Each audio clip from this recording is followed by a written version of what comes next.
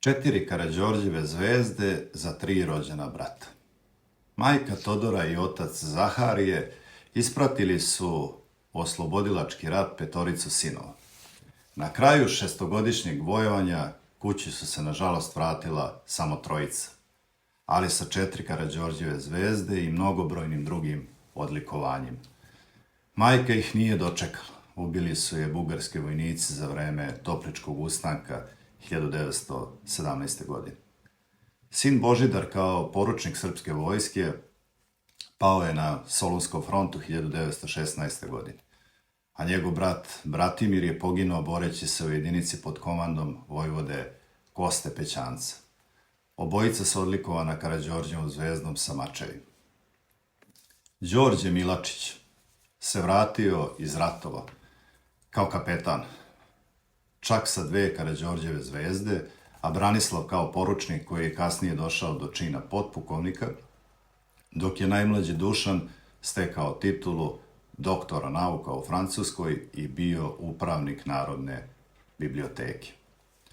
O Đorđu Milačiću, dvostrukom vitezu Karađorđeve zvezde, zabeleženo je da se proslavio u izviđačkim i diverzantskim akcijama u Prvom Balkanskom ratu i dobio medalju za hrabrost. U Drugom Balkanskom ratu Đorđe je posle bitke na Bregalnici ponovo odlikovan medaljom za hrabrost, a u Prvom svetskom ratu za junaštvo na Ceru i u Kolubarskoj bici ordenom Karađorđeve zvezde kao i ordenom Belog orla.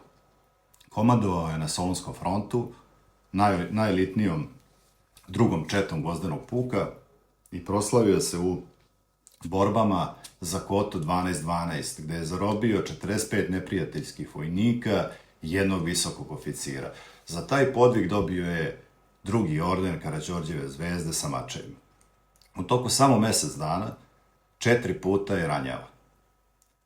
Kada je izdao naredbu o pohvalama 1917. godine komandant Prve armije Živojin Mišić, naveo je da je poručnik Milačić pokazao u svim borbama da je neustrašiv junak. On može služiti kao primer najveće hrabrosti i požrtvovanja, zapisao je vojvoda Mišić o Đorđu Milačiću, nosiocu 2 Karađorđeve zvezde sa mačevima, 3 ordena Belog orla, zlatne i srebrne medalje za hrabrost, kao i francuskog ratnog krsta sa palmom. Inače, Đorđe su 1941. kao pukovnika jugoslovenske vojske okupatori odmah internirali u Nemačku, odakle se vratio posle rata. Božidar Milačić je Karađorđevu zvezdu zaslužio u odredu vojvode Vuka na Solunskom frontu kod Lerina. On je zalegao za mitraljez da bi spasao svoje ratne drugove i poginuo štiteći im odstupnicu. Opevao ga je poznati pesnik Milosav Jelić. Bratimir Milačić je u vreme povlačenja srpske vojske preko Albanije ostao kod kuće jer je bio teško ranjen. U vreme Topličkog ustanka on se priključio vojvodi Kosti Pećancu kao njegov adjutant.